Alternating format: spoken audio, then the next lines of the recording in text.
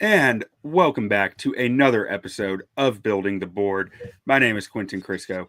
I am joined by Luke O'Grady and Seth Conklin today as they're going to talk about some of the cornerback prospects in this year's draft class the Bears should be targeting.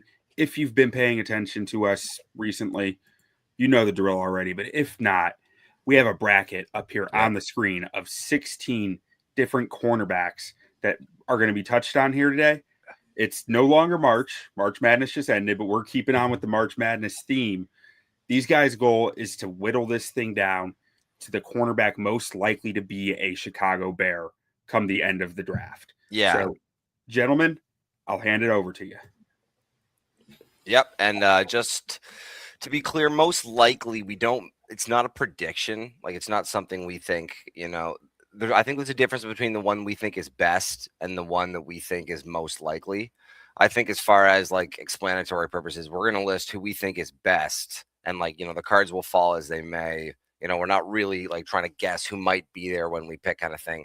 We're just based on, what we think would be good for the defense and the defense that Dennis Allen plays, who we think would be best for the Bears.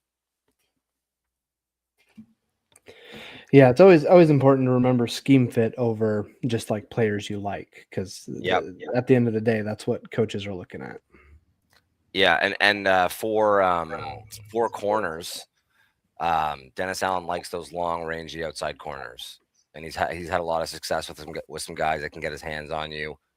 With his safeties, he likes guys that can be a little bit more maybe like Swiss Army knife type guys that aren't scared to get their nose dirty, but someone you wouldn't feel like terrible about leaving in the middle of the field.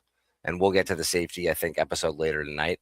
But for corners, if you're kind of, slot's a little bit different. We kind of had that locked up, hopefully, with Kyler Gordon. But I think there probably is, if the best player available on their board is a cornerback when they pick in the first round, I wouldn't be surprised if they went that direction.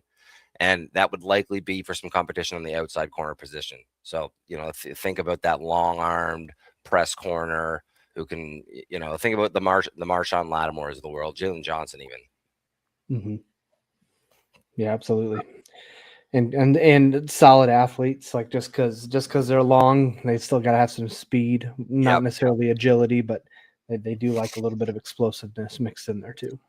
Yeah, and that's probably like something as one of those true press stay outside corner guys, you can kind of give up being a little bit, more agile. Like in the last couple of years, we've seen, Joey Porter Jr. or Sauce Gardner, those guys where it's like they didn't really test great moving, moving side to side. But when, you do well playing with leverage in the sideline, you don't usually need to.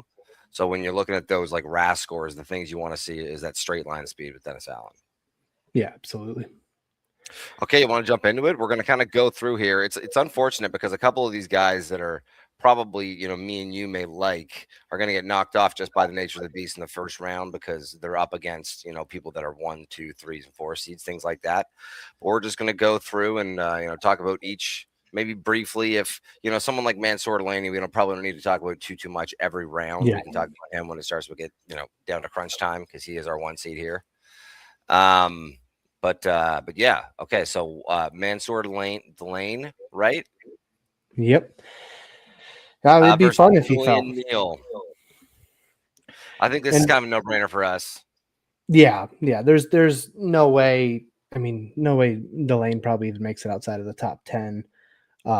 And to be honest, of the two of them, Julian Neal probably fits the archetype of a DA corner more anyway, and we can break him down a little bit further since Delane's not even going to be there. But when you've got that kind of length, that he might have the longest arms of any of these corners with really strong explosiveness, not necessarily like the quickest athlete, but he's got some speed and he tested really, really well with the vert and broad jump, like kind of screams that Al Harris DA kind of archetype.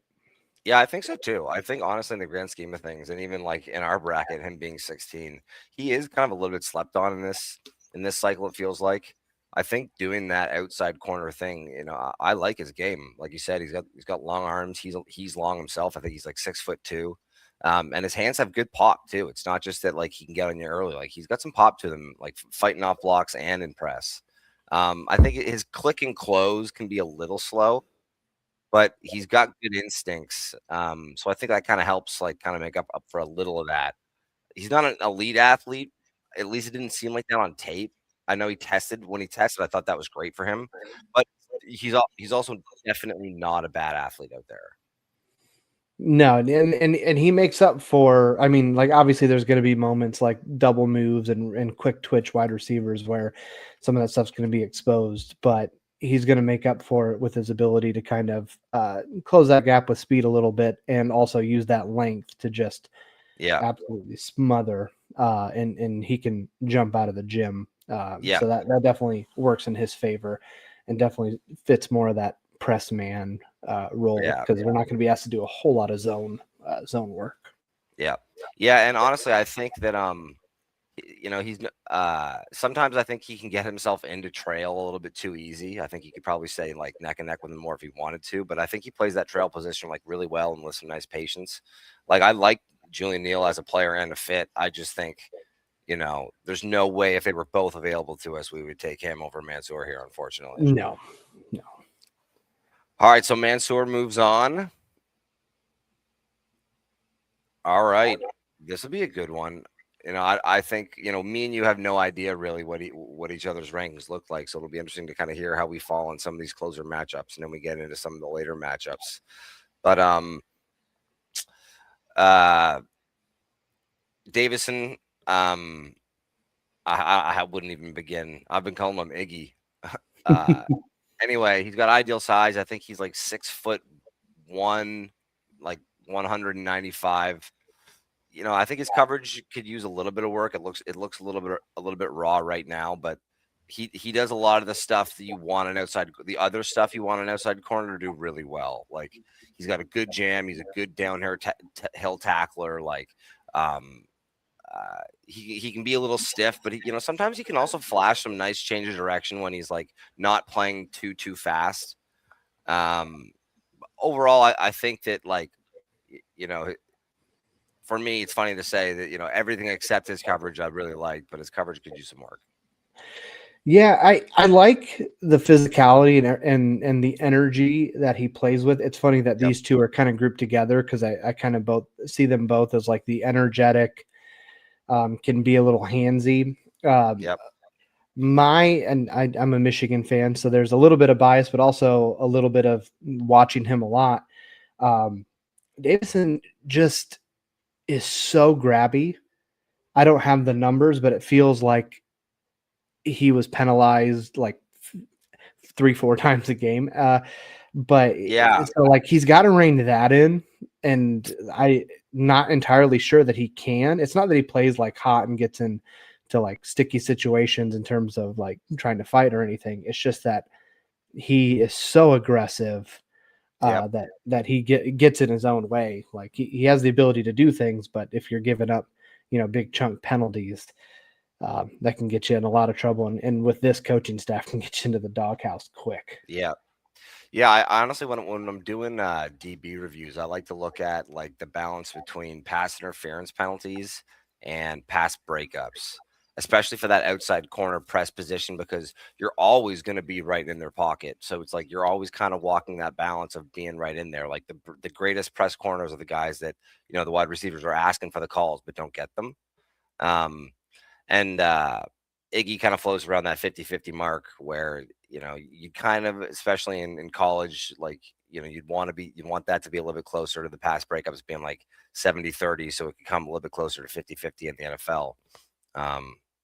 But yeah. Yeah, I think I just looked at it real quick. He had 30 flags in his collegiate career, which is staggering. I didn't realize it was even that many. But he's super disruptive, and like, if the ball gets there, good luck to the receiver, because he's going to smack them.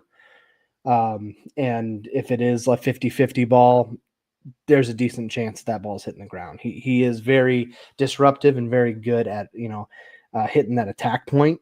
It's just the before the catch stuff. If he can clean that up, there's a lot to be like. And he just got to get his technique down. And Some of that could be Yeah. coaching, sometimes in collegiate stuff, they just be aggressive, go out there and do it, and we'll figure the rest out. Just be disruptive. He is a 4-year starter, so you'd almost want him to be a little bit more polished by this point. But he did clean up the penalties a lot. He had 15 penalties in 2024. I think he only had 5 this year. So we got better there. And, he played in a big program. I think that kind of helps. Yeah, absolutely. And that kind of cleanup is impressive and does show, the ability to improve. So that's good on that mark. You'd hate to see 10-8 with minimal improvement, but there's definitely a lot to like there. How do you feel about Keith Abney? I really like Keith Abney. I think he's a nice player. He's got a good balance of being disciplined and knowing when to be disciplined, but every once in a while, really leaning into his instincts and kind of make a play for your defense. He's a fairly good tackler. He can make a big tackle for you, but I think the way that he tackles is kind of inconsistent. So he can miss some, I think, a little by going too hard, but just good at a lot of stuff, good instincts, plays the game the right way. I don't know if he's an elite athlete. I don't know exactly. I'm not sure how he tested. I don't have his testing numbers, but even if he didn't test fantastically, in those short area moments, he displays enough athleticism to get things done. I do agree with you. I like the way he plays. If he were an elite athlete, we'd be talking about him in a much different light. He's that energetic guy. I think he probably has the inside outside versatility, that you'd like to see. I don't know if he's quick enough to play in the slot full time, but definitely somebody you could throw in there on occasion. But I do like the way he plays. He plays very physical without getting a ton of penalties. There's still, a decent amount there, but when you can play that brand of football and basically make the wide receivers day hell for 60 minutes, it's always good in my book. Yeah, but see, you know what? This is my issue with RAS. My issue with RAS is that it treats someone that's basically 5'10", 190 like they're a Smurf. Mm-hmm. Where it's like that, for me, as long as you play bigger than that and have good instincts, which I think, Keith Abney does, that's a fine cornerback size. Yeah. You know what I mean? But he's graded he's second percentile because every 2 years a cornerback is 6'5", and now he's 99 and the whole scale gets broken. If those numbers were both 8s, then his RAS would be a lot more respectable. Yeah, well, and with that size, if he played to that size, if you're watching it and be like, oh yeah, he's playing real small, I could understand it, but he doesn't play with any fear. He doesn't play he plays like he's 6'2". He's going to hit you with everything. He might bounce off of you, and he might, he might have some issues against big body guys, but he's not going to play small or shy away from things. And when you're that size, you have to be, or else it doesn't work out well. Yeah, I think some of the issue with him was one of those other red numbers you saw there was his 3-cone, and that kind of shows up on tape. Or no, it was a shuttle. I mean, his 3-cone wasn't great either, and that kind of showed up on tape a little bit. Again, it's not as bad if you are going to be playing strictly the wide position. If your side to side movement isn't great, but there's a lot on at times especially over routes on films where he was really having to show off that 4.45 speed to chase up to the guys. Yeah, no, absolutely, and in that scheme, I feel like if you've got the speed to recover and do things, it's definitely going to benefit you more than being the quickest athlete. So while he may not have the size, I think his straight line speed and play style really kind of fit in with the mentality that Ben Johnson, DA, and Al Harris like. Yep. And he's definitely he's that guy you want on your team. He's going to be a tone setter. I agree. You gotta have those guys on defense. We didn't really have a ton of that last year. I'm happy to go Keith here. Yeah, I think the way he plays fits that mold well. Yeah. In the lens of what's best for the Bears, I like that. This next one is such an interesting matchup in terms of just Yeah. traits versus what the film The says. player. Yeah. You want to start with Brandon? Brandon, I'm not sure how to pronounce Cisse. Cisse? I think it's Cisse. Cisse? Yeah. Attaboy, Q. Yeah, you want to go? You want to go first? Yeah. Where did that go? I can go first. I got my notes up here. Yeah. No, you can lead the charge on that one. Yeah, Cisse, similar to, honestly, with most guys that are going to be on this list today, and a lot of the guys that are really just the guys that are standouts within the class. He plays specifically, or more frequently on the outside. Not a whole lot of slot movement from these guys. Some of these guys we'll discuss will move in for maybe 20 to 30% of their snaps to the inside. Mhm. Cisse, another pure outside guy. He's a nice player, man. He's a willing tackler. He's got nice. I'm surprised by his shuttle. I remember by his film, I thought he had nice movement and coverage too. But sometimes having really good instincts can kind of mask having not the best movement skills. He's an aggressive player. He's not scared to put his nose in there, and even in his decision making, he's really aggressive. Like when he click and closes, he's got conviction. It's fun to watch him play. He's a high floor guy, good tackler, doesn't really get burned, plays the game smart. I'm not sure if I think he's I honestly I don't want to say he's a high floor guy because I feel like he's a high ceiling guy too. I really I would say he's far more, at least in my eyes, far more high ceiling than high floor. I think his traits and his athleticism are really good, and the flashes are really, really fun. I think the inconsistency is why he would, be available, further down the technique. He's able to kind of correct some of those things in the moment because of the traits that he has. I think if you can get his technique where it needs to be, he could be very good. But I think some of those technical things at the next level could give him some trouble where, he's no longer the best athlete there. I'm a little lower on him than a lot of people. I think the traits are fun. And, if you want to bet on the future and bet on what he can be, I think definitely is a worthwhile thing. I worry that some of his inconsistencies, especially with the boomer bust kind of mentality that a lot of the Al Harris guys tend to be. And if they kind of lean more into that, I feel like the bust part of his game could be really exposed. Similar to how Nashawn was there was a lot of picks, but there were a lot of big plays given up. And I feel like that could be a similar thing for him, but he doesn't have the size to make up for some of those things at the next level. But trait wise, if he gets it to click, he could be one of the better corners in this class. Yep. You want to, and then, so this is up against Devin Moore. Devin Moore, another, pure outside guy, 6'3", 200.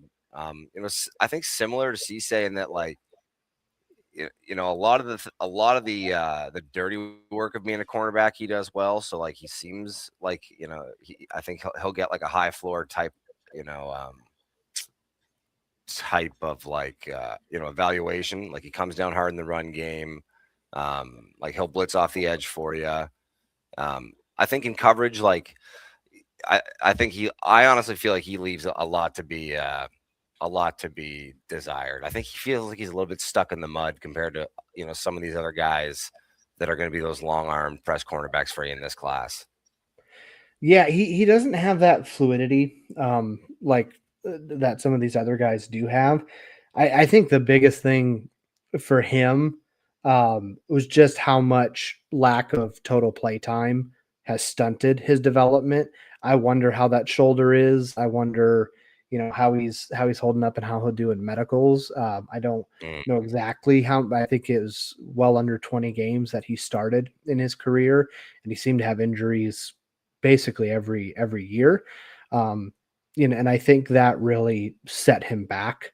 You see flashes, you see some ability, but I do think some of his fluidity or lack of it kind of probably stems a little bit from confidence, which you kind of just develop more from more film study, more play time, more experience, and confidence that, if you hit someone, your shoulder's not going to give out.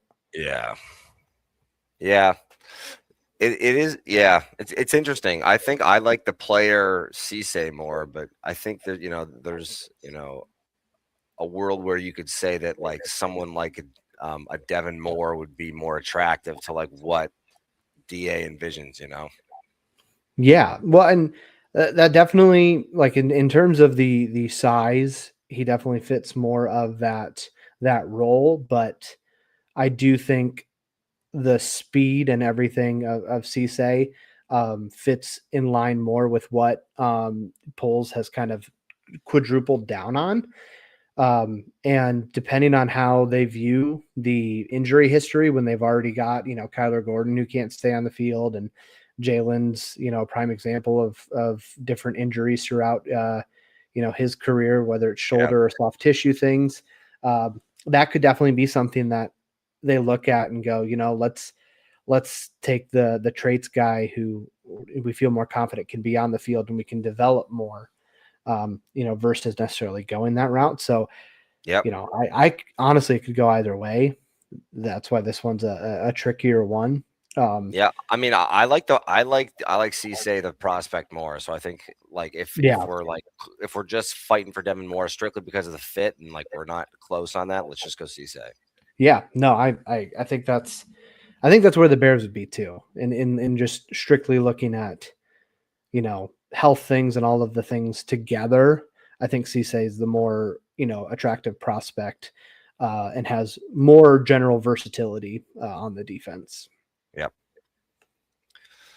Okay, cool. Number 4, Colton Hood versus number 13, Will Lee. I really like Colton Hood. I think he's one of those dudes who's just going to be a dog and body people. He's going to have some issues at times with real quick, twitchy people. I once saw that one of his comps is Carlton Davis, and I think that's a pretty darn good comp. He plays with that intensity. He's definitely going to have those moments of things, but he's got decent size. He's not huge. He's but close to that 6 foot marker. Hits hard, plays really well, pretty solid in coverage, and does a lot of things well. I think he's got a really strong floor. I don't think the ceiling's like exponentially high, but I do think there's, enough athleticism and everything there to be a really good, second corner option if, Jalen is able to get back to it. I'm not sure how I feel if he's like your number 1 corner, but he could get there in a year or two. Yeah, I really like Colton Hood. I think, like you said, I think he is high floor just because he plays like he's shot out of a cannon, but he's still disciplined too. Like he doesn't do that in a sloppy way. I agree. I think, his lateral, I think he's better than people give him credit for moving side to side. Like, I don't think that not doing the agility testing is like a submission by him. I think sometimes just bad footwork can like, he can get like choppy a little bit and like and sometimes take too many hops at the line of scrimmage and, not be out of his 3rd hop by the time someone's already like, breaking in. But I think his like movement ability is there. He just like technique stuff. And when he's playing free and fast, like he has great sense. He has nice footwork. He's not exactly strong. I kind of feel like sometimes he can get bullied at the block point. But from a coverage point of view, he has some really, really nice like reps of mirroring. Yeah, there's definitely some like block shedding things that I don't love on film, but in terms of guys who are going to go out there and really give you strong coverage ability and not be something that you're worried about of giving up a big play. Somebody who's just going to be there and hold it down, who, if needed to kick in for a few reps or things like that, can do it.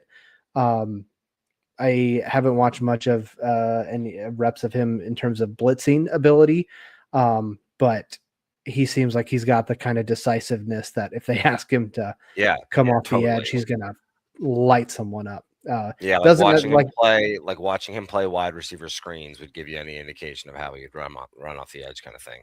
Yeah. And so that gives me, some good feelings, and he definitely doesn't have like great play strength, but when you fire in with reckless abandon, you can kind of make up for that a little bit. And I do like that about him. Yeah. I really like Colton Hood. I don't know how the bracket's going to work out, but I bet you it wouldn't be the last time I vouched for him. Do you have any thoughts on Will Lee? I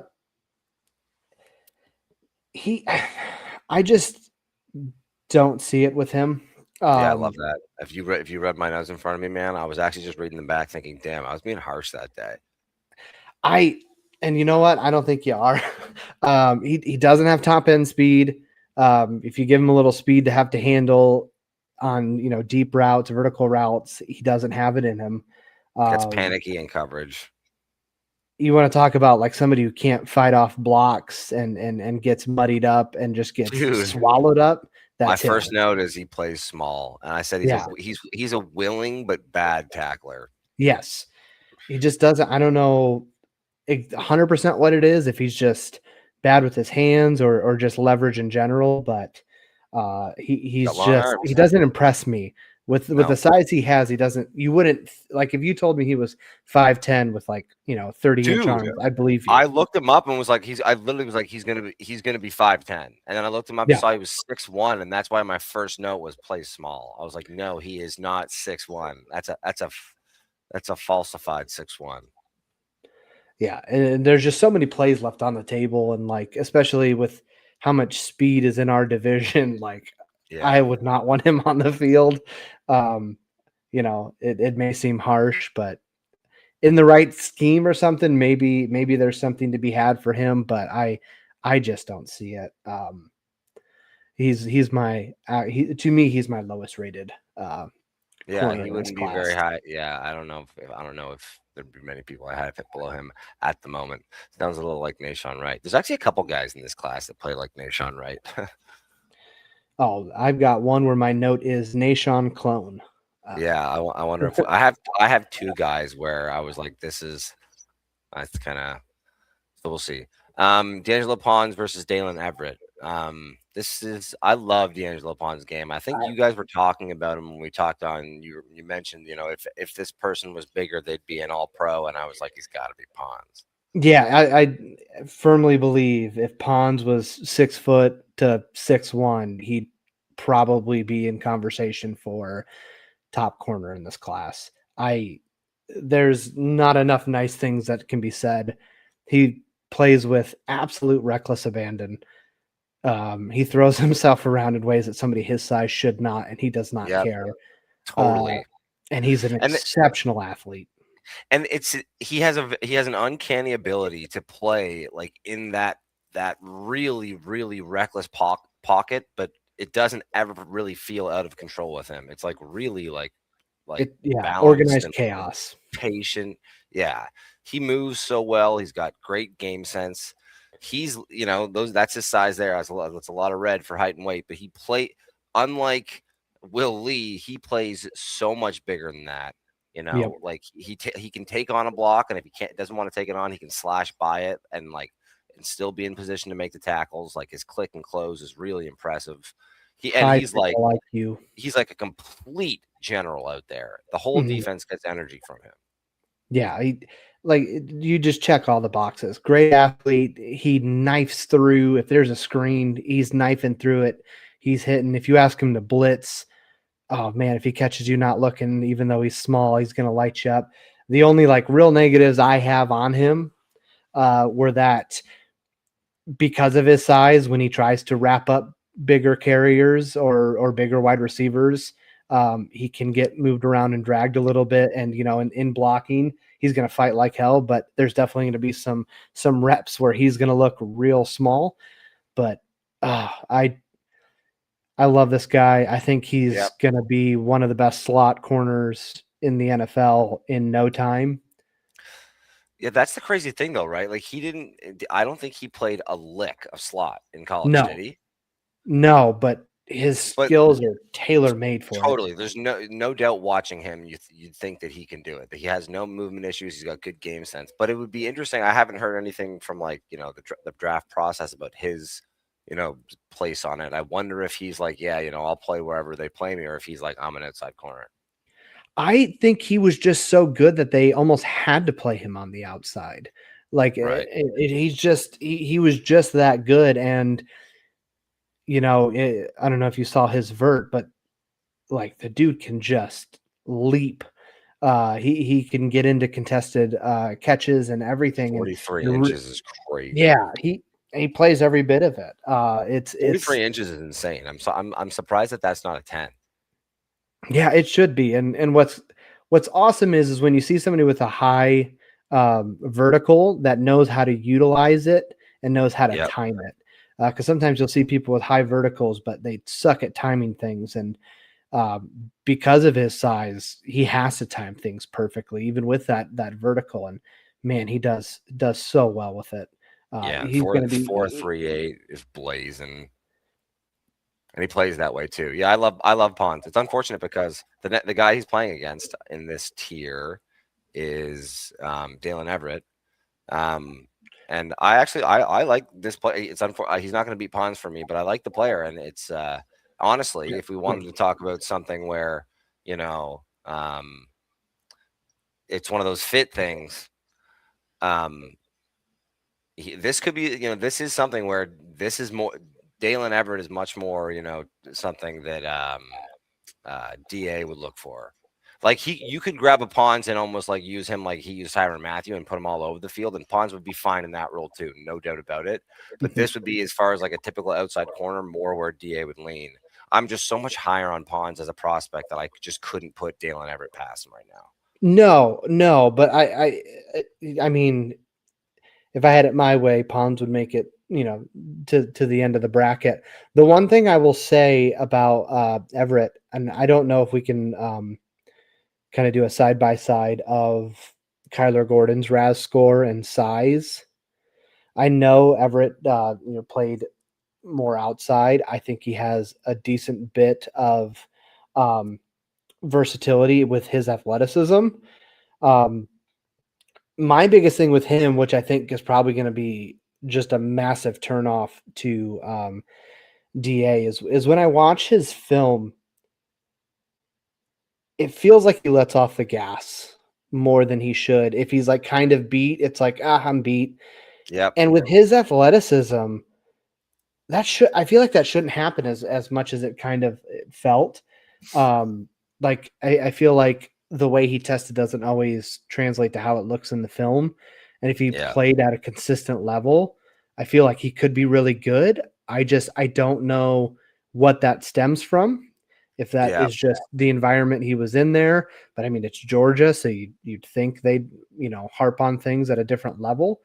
But there were just times where it's like he'd either be grabby, or if he got kind of beat, you could see him let up on it a little bit. And if he could like tighten that focus, he could be a fun guy that you could have, in the slot or outside. But as much as the traits are there, there's just no way.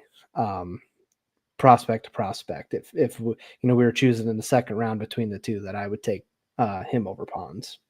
Yeah, I thought Daylen Everette. He plays fast. He's aggressive. He feels like he's a leader on that defense too. He's got good instincts. I kind of agree. He like, I don't want to say he's soft, but like I have a note that says he's a little bit slender, and he kind of plays like it too. Like he doesn't really work hard to like try and fight the fact that he's little, like some other little guys do. He can just kind of get washed away from a play and be fine with it. And I don't know, didn't love it.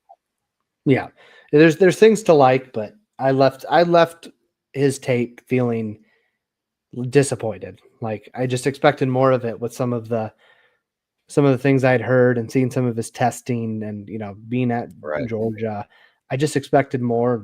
I walked away from it going, just disappointed. Yep.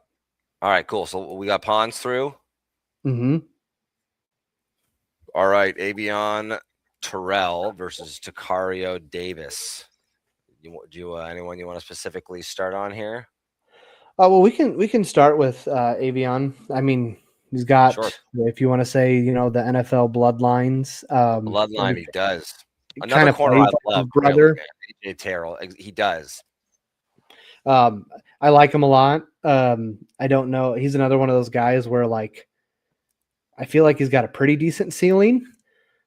He's got a pretty strong floor. He ran a 4.64. Oh my gosh. Okay, wow, he tested man. terribly. That's crazy because that's not how it looks like he plays at all, man. I actually have a note. He's a good mover. It feels like he's shot out of a cannon. Yeah. He's definitely, like, when he doesn't have to think, he definitely moves really well. I think his floor is really solid. I think he does a lot of things really well. I don't know if he does anything in particular, like, exceptionally well, which is hard for me to get, like really excited. But he's one of those guys where you plug in at number 2 and you're like, I feel confident that we're going to be fine. But he's not one of those guys where I'm like, oh, let's roll out the first round pick. I know a lot of people are high on him. I think if he can get to his ceiling, he could be a really strong number 2, but he's one of those guys where if in a year's time, he's your number 1 corner, I don't love it, but maybe that's just because his film doesn't, like, excite me. And it's not that he's not good. It's just, you can kind of get bored with the solidness of his play.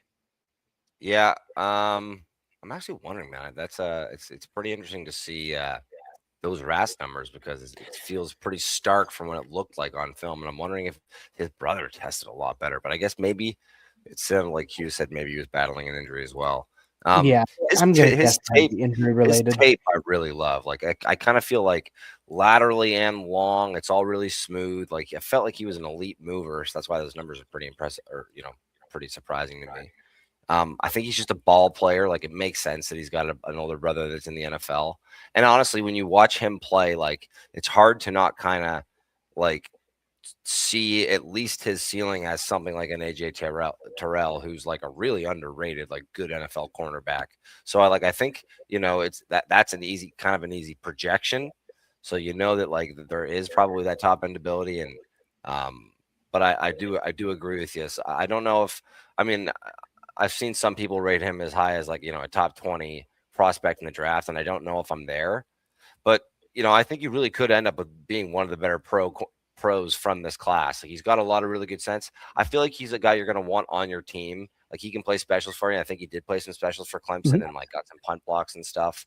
Like I think he brings like day one value like that. And if that's his floor, like I think even AJ Terrell took a little bit to become the player that he is. If that's his floor for a couple of years and then has the ceiling of an AJ Terrell, I really do like the player. Some of it, the high. If you were to just watch the highlights, he would look like one of the best corners in this class. Yeah, and the crazy thing is, I think he's more polished as a prospect right now than his brother was coming out, and I do think like it almost sounds like I don't like him, and that's not the case because like I feel like his floor is really solid number 2 corner for the next like 10 years, which is not a bad thing by any means. I think his ceiling is he could be nice and really good. I think he's a little bit more scheme dependent than some think. But that being said, like if he's your number 2 corner going into this season, I would feel really confident over, where we were last year, where it's like, all right, who's number 2? Oh wait, Jalen's hurt. All right, who's going to be our corner this year?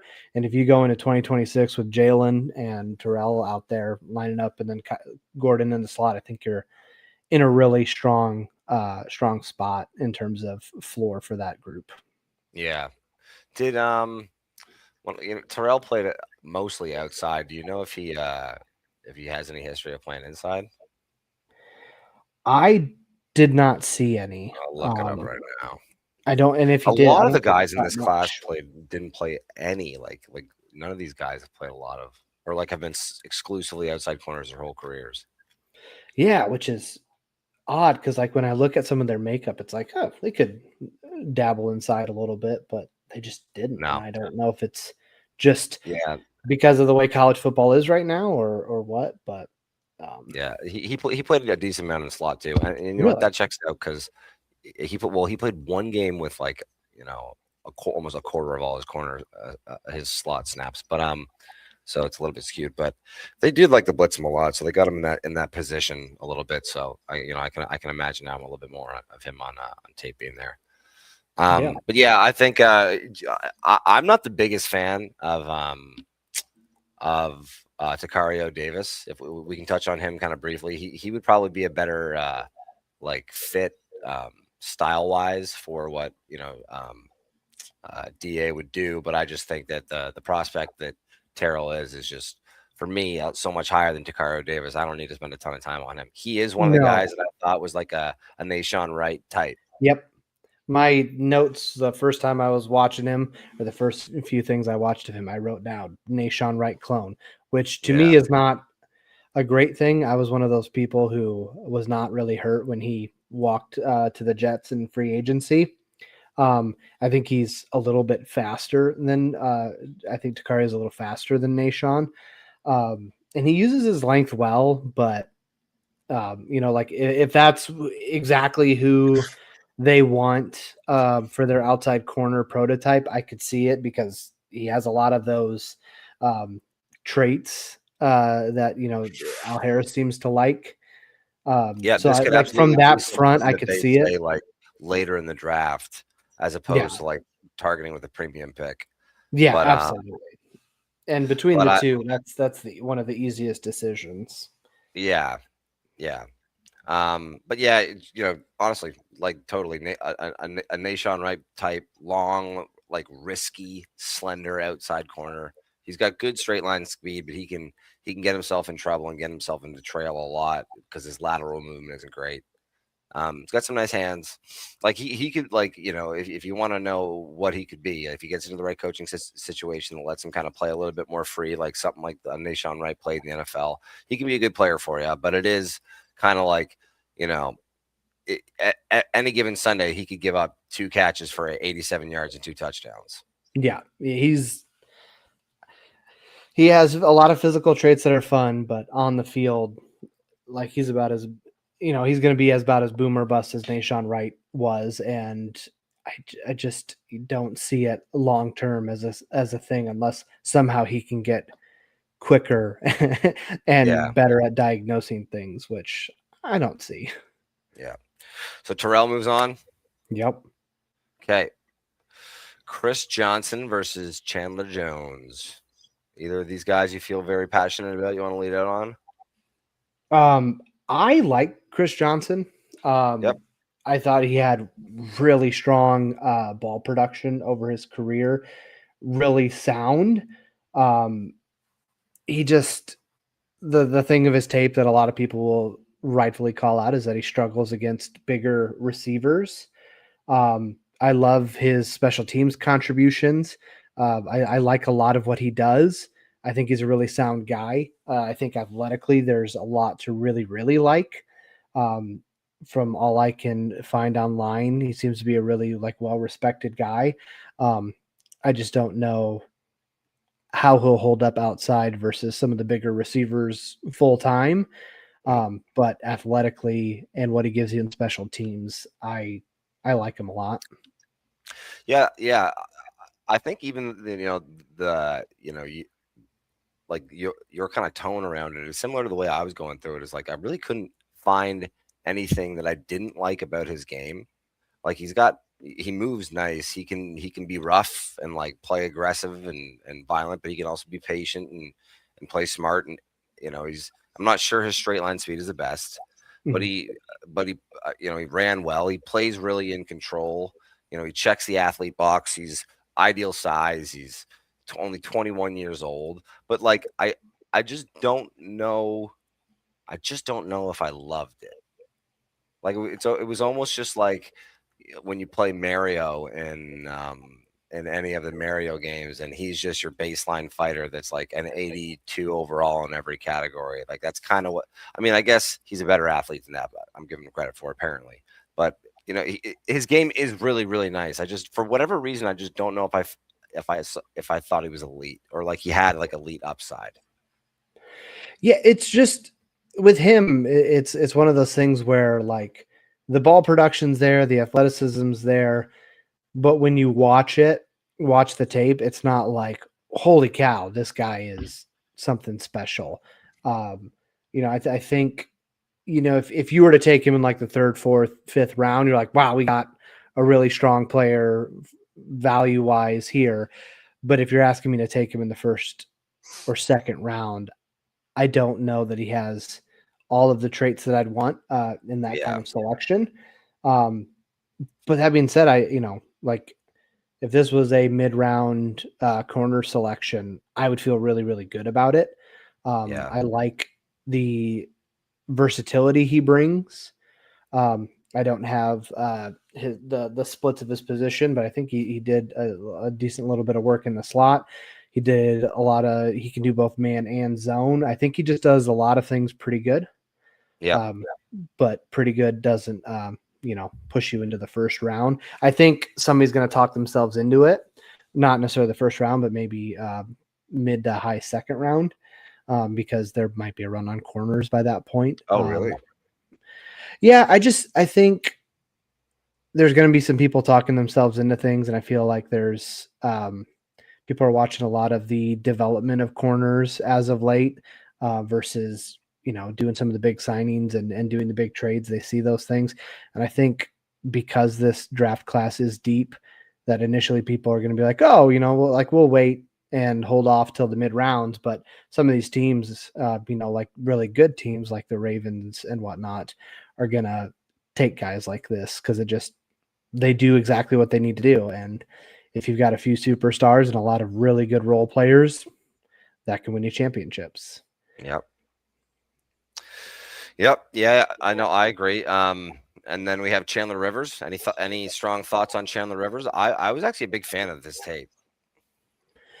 Yeah, he's another one of those guys who plays much bigger than his size. He's got a lot of experience as well, which I think is important. Like there's some tackling things here and there, but I think that's more size than lack of, ability to do so. But he's athletic. He's got a lot of experience and he does a lot of things well.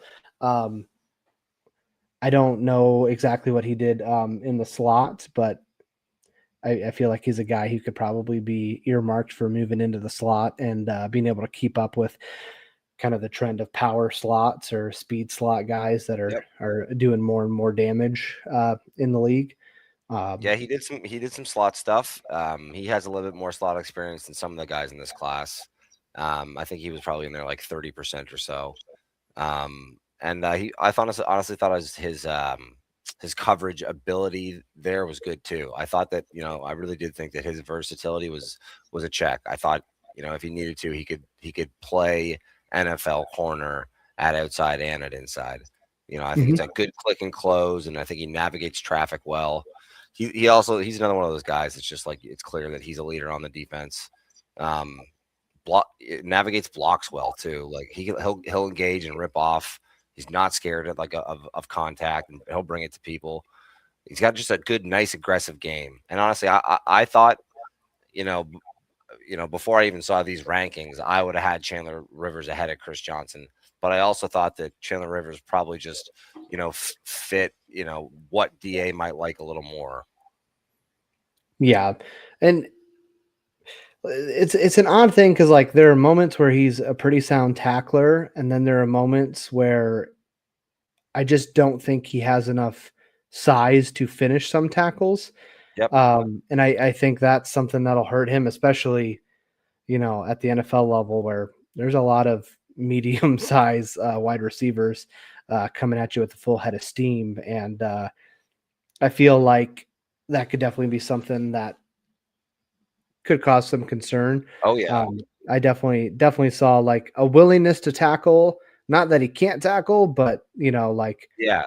when you think of some of the like comical tackling moments from sitcoms where they like jump on your back and get dragged for a bit, I see a little bit of that with him. Not for lack of effort, but I feel like he's one of those guys who will make some really nice plays and then piss a lot of fans off because he just got, shrugged off on the way to a, 60-yard touchdown. Yeah. I mean, he'd be one of those guys you pencil in as fully like someone you're going after because you like their coverage, at least for me on the outside. I mean, I guess, like I said, the fact that if you have someone that you can trust to put in either of those positions, that's good depth. I don't think he really fits either of those like molds perfectly well. But and again, playing at Duke, is not exactly the highest level of competition. Yeah. Are you Chris Johnson here or are you Chandler Rivers here? I'm Chris Johnson. I think he provides you more total value, and as a prospect and everything. I actually have him rated a little higher than most. I have him as my 6th ranked corner because I like what he does. I just don't necessarily love it, and I do really like what he does in special teams. I think one of the reasons I really like him is just watching how kind of that Seattle secondary played of just really sound football. And I think, he's a guy who you could put out there and feel pretty confident about, but also is going to create some movement on special teams, whether it be blocking a punt or making a great block or blocking a kick. Like he provides you a lot of upside, and roster flexibility. Yep. Yeah. 100%. And like I said, it's really hard to not look at it and just like a lot of anything, like any one of the categories you want to pick. It's really hard to not like what he does. Like athlete, like checks the athlete box. Like I said, ideal size, only 21 years old. He's got good patience. He like I said, he can be rough, but he can also he can be smart in the situations and he moves well. Yeah. I'm going to be higher on Chandler Rivers than most. I really like Chandler Rivers, so I'll plant that flag, but we can't put Chris Johnson through. Ephesians Prysock. Greatest name on this list. Yes. On name alone, I would push him through. Interesting guy. I don't know if you've watched a ton of him. He oddly enough is one of those guys who you would think with his size and arm length would be a little more aggressive than he is. I feel like in terms of ball production, he's not a guy that jumped off the screen in terms of trying to make a play versus just trying not to let something bad happen. But my gosh, he's got long arms and does a lot of things interesting, but there's just like, as much as I like some of the flashes and some of the things he does, he stays too upright most of the time. And if you're that big and aren't really, going for the ball and trying to make plays, I find that a little odd. Like sometimes feels that he was, a little bit scared of contact, or not contact, but like scared of messing up along the way. But I do like his special teams versatility. He's got a blocked kick on his resume and a lot of special teams tackles. So he's somebody like later end of the draft, if you want to take a flyer on somebody to be kind of that gunner special teams guy, which as we saw last year can definitely make an impact on a game if you block a field goal. I do like that, but as a corner, there's some good coverage ability, but at the end of the day, it's about being able to make plays, and I just don't see a lot of like playmaking ability from him. Yep. Yeah, and what's funny, I didn't know that he tested it like that, especially in the I didn't either. stuff, because I didn't think I think he's a fine mover, but I didn't think he was an elite one, which I thought kind of capped what my overall ceiling was for him. But I really do like the player. Like I didn't really know where he was projected to be drafted. If it's later on in the draft, I love it. If it was like, if you're competing with Jermod McCoy, I don't think, in that situation, I'd come away taking Ephesians Prysock, but I think that someone's going to draft him and like the guy that they get. Like he's kind of similar to a couple of the guys we've talked about in that I like his coverage stuff. They kind of used him everywhere, so he gives you some versatility. And like you said, he's big and has long arms that have some pop to them. He's got aggressive hands and he's not afraid to use them. Like that's like at least a floor for some teams like a DA team in the NFL. Yeah, and that's that's the interesting thing about it, was like he uses his length, he has some physicality to it, but in terms of just like I want to see more of that in the ball production side. Like I want to see him go after it. I want to see him, use that, because like you see moments of it, and there's a lot of things to like, but there's probably 3 to 4 interceptions he left on the field in my eyes this past season, just on not being super aggressive in those moments. But I don't know how much of that is. It's always hard to tell how much of that is coaching and how much of that is the position you're put in and schematic things. Because sometimes if your back's a little bit more, to the quarterback, you're not as apt to be able to make as many plays. Yeah. But from what I saw, I felt like the ball production could have been there and it wasn't. And that's, for me, if you're going to have that size and have the potential to do it, I'd just like to see more ball production. But other than that, there's a lot to like from special teams contributions. And I'm actually pretty surprised by the agility scores. He doesn't move like that to me in the tape, but who knows? Maybe there's more to be unlocked there. Bad mover, but that was, that's good to see for him. Shout out Ephesians. Yeah. I think we both agree though. Jermod McCoy moves on, and he's another one of those guys that we can talk about him more. We don't need to talk about him twice, so we can talk about him as some later rounds come on. Yeah, absolutely. That's an easy one. I like McCoy a lot. Okay, now we're into some better matchups here. Mansoor Delane or Keith Abney. Now this is where, does the fact that he's not going to be there factor in further? I think that we just need to try and consider, like, if all else things equal, who would be there. I think we're just trying to pick, best possible player for the Bears, so that the list is like a little bit of our guide to where these guys are ranked. The thing I'll say, and maybe I'm wrong in this, but do you see Delane as more zone than man? Not that he can't, but that he's more comfortable in zone than man moments.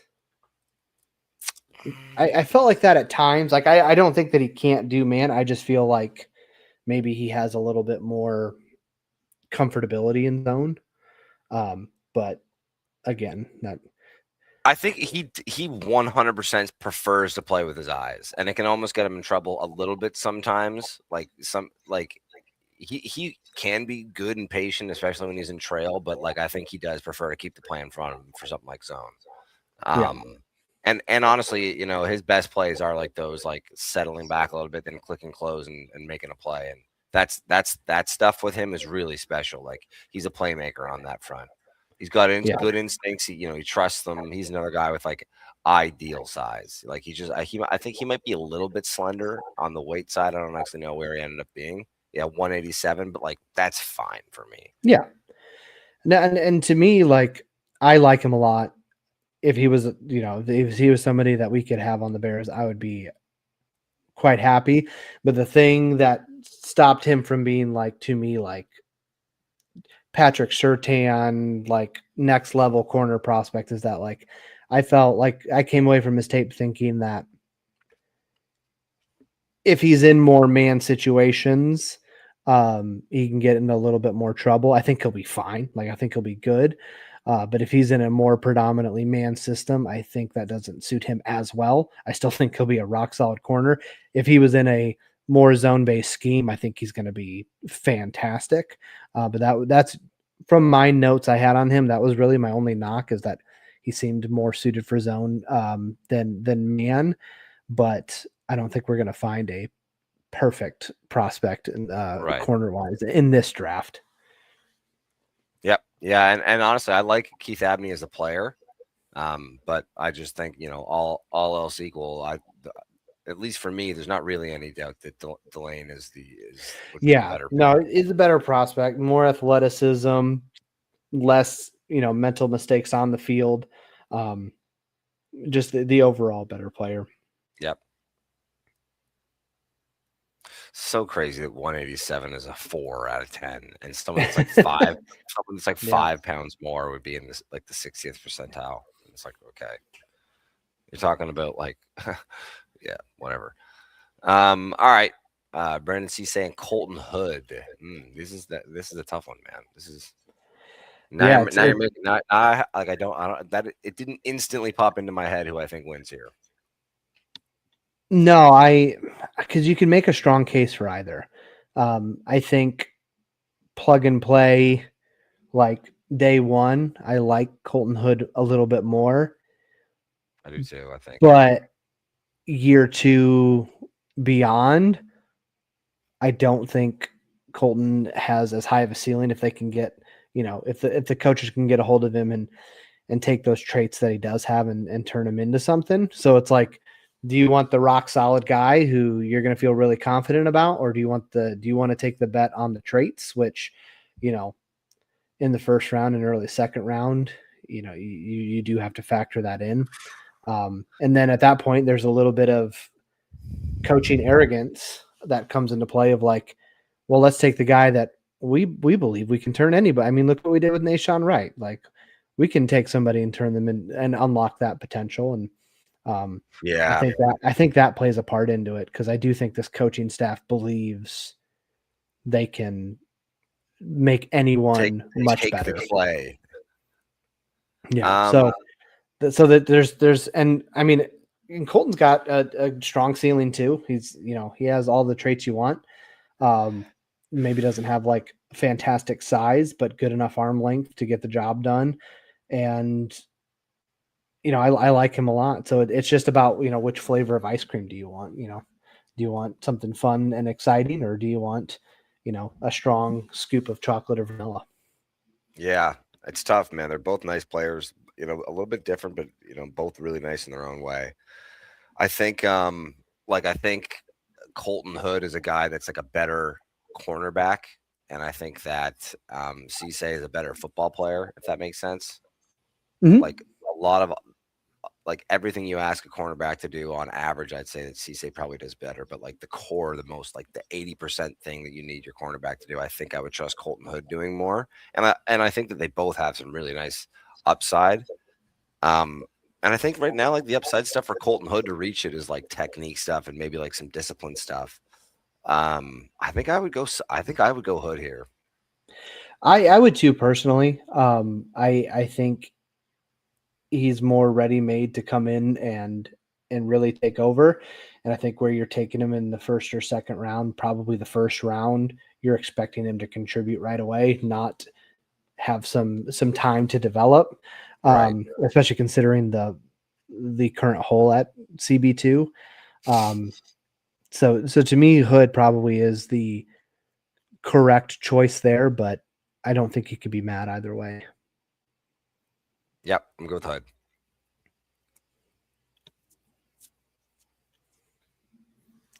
Okay, we got Chris Johnson or Jermod McCoy. Chris Johnson's your guy. I think Jermod McCoy's getting a lot of talk of I know that he's got some injury stuff, but people I think because of the year off, kind of like liken it to a prospect like Jamar Chase, and that like he can take a year off, and his tape was so good a year ago that people still think like he's worthy of like a pretty high, I think first round pick is where he's kind of being projected right now. Yeah. There's talk of kind of between Delane and him of like CB1. The Chiefs take one of those two. Yeah.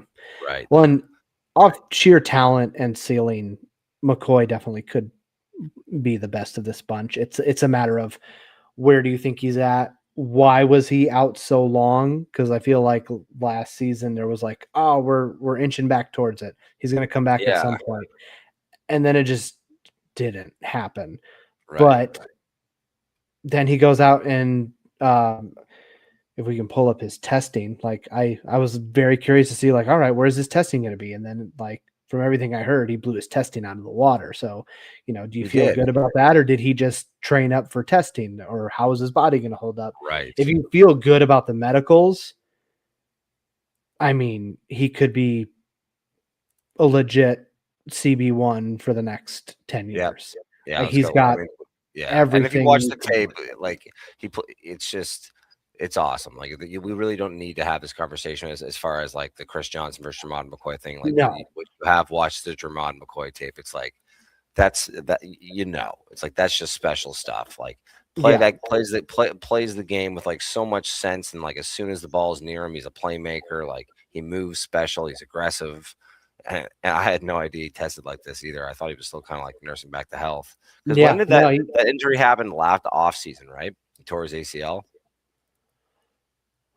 See, I had thought it was towards the end of the previous season, but maybe it was during maybe I'm misremembering, because like it felt like he was supposed to be back, and then he just never between the season. Like, I'm thinking the hope was like, okay, well, we'll get him for the season at some point. And it was like, January. Oh, January. So okay. Right when the last season ended. Okay. So they were hoping they were going to get him back for the fall, but he just never did. Then that just didn't happen. And like if he doesn't have that injury, we're probably talking about a potential top 5 pick. Yeah, and honestly, if there wasn't murmurs about him coming back during the season, like, asking someone to come back from an ACL in 6 months, and people were like, yeah, he's just not going to play this year, we probably wouldn't be having as many concerns about his injury as this like weird lingering thing, Yeah, and like then it enters into the conversation of, was it fully injuring in rehab? Is it a little bit of self-preservation, which obviously can be a red flag to some. But man, he's fun.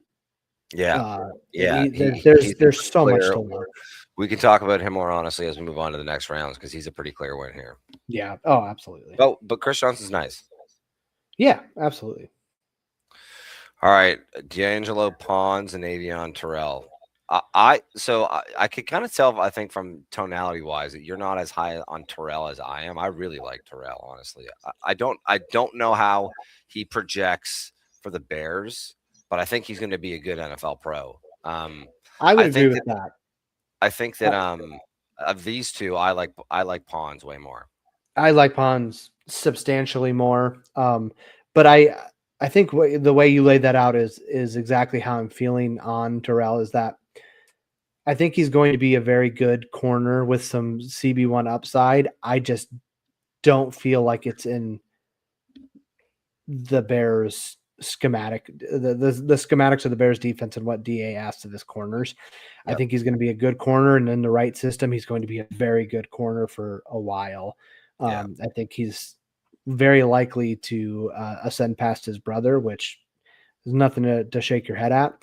I just, when envisioning him in this defense, I just don't see it as well. And especially when comparing him to Pons, that's a no-brainer to me. Yeah, we can move Pons through.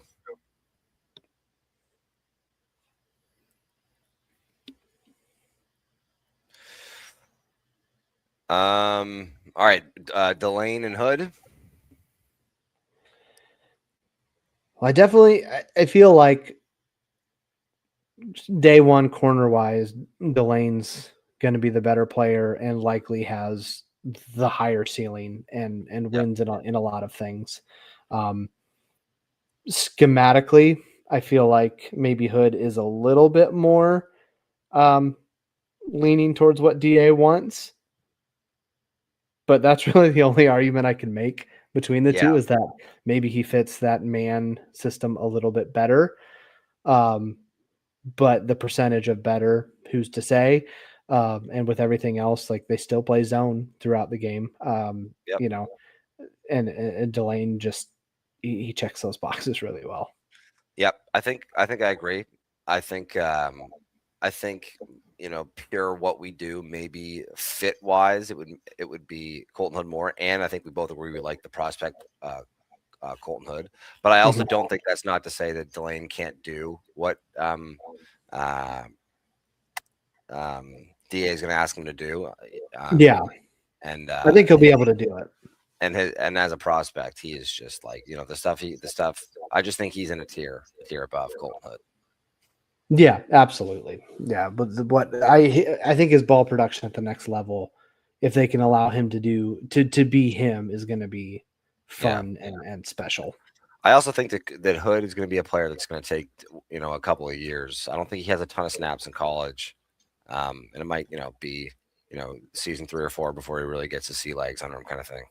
Yeah, I think he'll be like a solid. You can like trust him to be a decent CB2 for the first year or so, but I don't. It's going to take him a few years before he becomes who he's going to be. Right. Whereas you can plug Delane in week 1 and he's likely to be your CB1. And if for some reason he's your CB2, you're in a really good spot. Yeah. Okay, cool. So we'll put Delane through. Yep. Pons and McCoy now. I'm interested to hear where you want to go here, because I think my heart exactly. It seems like you've got a pretty good love on for the way the Pons plays the game, and I get that. Yeah, my heart says Pons, but if I'm going to be completely honest, in terms of likelihood of having excellent NFL career and like top tier ability and production, I think the ceiling is going to be much higher for McCoy. Yeah. And, if we're talking about a high-end draft pick, you want somebody who's going to be a difference maker in more than just one way. And McCoy is electric. His ceiling is really high. And, if you feel good about his medicals, he's probably fighting for, your CB1 job day one. And within the next 2 to 3 years, could be a guy you're talking about as one of the best corners in the league. Yep. Yeah. That's the upside of him. Yeah. And it just happens to be that the way he plays the game is something that exactly what DA would want. Yeah. So I think we move McCoy through there. We do love the player D'Angelo Pons is. I think they're probably if you wound up with him, you're feeling someone great. Wants to take a risk on him and put him outside, that'd be cool. But I think he could move in and instantly play the game but the way that oh man, who was that? Who was our nickel on that 2018 Bears defense? That's a little bit like how he plays. Bryce Callahan. Yeah, there's a lot of that. And like if we didn't have Kyler Gordon and we're sitting, at a spot, like that's a guy I'd be like, yes, put him in. Like I felt very similarly, although I think Pons is a much better player to Sanderso coming out. Like that dude who plays really well. He's been a little bit exposed here and there as of late. But he's been up and down because he's had hot flashes too. Yeah, I think Pons is more polished overall. But like I feel similarly where like if we had an opening at nickel, I'm 100% okay with him leading the charge because he gives you everything you need. But let's be fair, how many teams are drafted a nickel that high? It's just not, and when you have a guy whose floor is still pretty strong, but the ceiling is potentially to be one of the best corners in the league, it's. Yeah. I mean, honestly, I think that how Pons translates, like, I don't think he's quite the level of prospect that Devin Witherspoon, for example, someone that kind of came in and it was like, this guy's probably just going to be a slot corner but I think that he can have similar success like Devin Witherspoon. And I would say that like, if you wanted to like, kind of like class out the ceiling of those players, I'd say Witherspoon's ahead of Pons, but Pons would be ahead of someone like Bryce Callahan. Like I think Pons could, if you get him in a good defense and let him just kind of like develop in the slot, he could be a multiple-time Pro Bowler. But I think we agree. That's McCoy. Yeah, absolutely. And then this is interesting. I think this is kind of like pick your fight. Pick the battle that you want to you want to be on here. Like as far as fit, they both fit. McCoy's probably a better fit. McCoy comes with that injury history and a little bit of a an asterisk because he doesn't have a ton of playing time. He had one up and down season, I think kind of spot starting, and then one great season starting.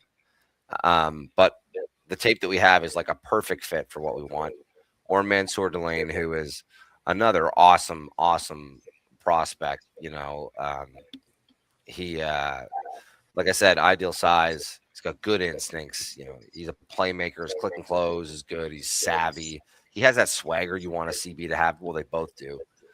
Yeah. But like you said, he does like to keep I think he's better in man, but he doesn't play a ton of the type of man that DA would play, where you're getting in your face. And he does, and he also is really good sitting back and keeping the game in front of him. So that's kind of the poison. The less good fit, both great prospects. The less good fit with like a bit of a squeakier, clean resume, or the guy that's like the perfect fit, but comes with some injury history and less experience. Yeah, and that's the thing. Is like there's more concerns with McCoy, but I think the upside and flashes lead you to believe he can do more if he gets to that point. The thing I really didn't even like, I hadn't even realized up until a few days ago was that McCoy's only 20 and he won't be 21 until August. So Wow. he's younger. So like that also plays into it because he's showing these flashes pretty darn young. And where is he going? And Delane, I believe, is 22. So like, where is McCoy going to be as he hits 22, 23 and starts getting into things? Okay. So that's where, like, I feel like if you're okay with the medicals and just the amount of talent he has at the age he is, I would lean more that way just because, like, I'm with you. Let's go McCoy here. I think that would be like, if the stars aligned that way, I can't imagine the Bears wouldn't reach for McCoy in that situation. That 2024 tape, he was 18. I didn't know he was that young. Yeah, I didn't realize that till the other day when somebody's like, "Hey, he's one of the younger prospect or one of the younger corners," which is makes sense because some of these there's a lot of 24 and 25-year-olds in this defensive class as a whole. Yeah, I didn't realize he was as young as he was, and I'm like, oh my gosh, the talent level for his age and just ability that he was already displaying. It's like, where can he be by the time he hits like 23, 24? If he wound up somehow because of medicals, and he'd be a guy where, theoretically, because of medicals, maybe he does fall a little further. Maybe teams aren't comfortable. So he could be a guy that does slip a little bit if teams aren't 100% sure. And, the Bears have taken corners with a bit of shoulder issue injury, or not shoulder, but just injury history in the past. So, if you're not really feeling, where he's at with his injury, I think the Bears would probably be more than comfortable taking him in the first round if he were to fall that far. Yep.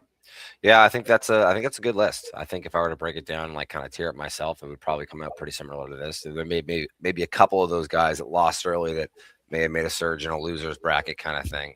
But no, I like that. I think that gives Bears fan a good idea that if of who to keep their eyes on if there starts to be a free fall for any of these really top end guys in the first round, or we're picking in the later rounds.